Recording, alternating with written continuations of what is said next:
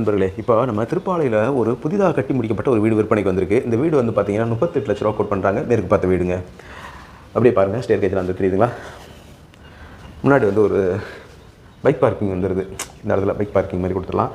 அதேமாதிரி பார்த்தீங்கன்னா உள்ளே வந்து பாருங்கள், வீடு ஒரு 650 சதுரடி வீடுங்க. பாருங்கள் எப்படி வருது வீடு, தெரியுதுங்களா? இந்த மாதிரி வருது வீடு பாருங்கள்.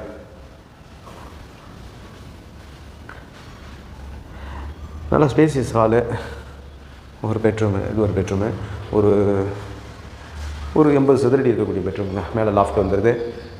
இந்த மாதிரி இருக்குது. கிச்சன் பாருங்கள், இது ஒரு 80 சதுரடி வரக்கூடிய ஒரு கிச்சன்.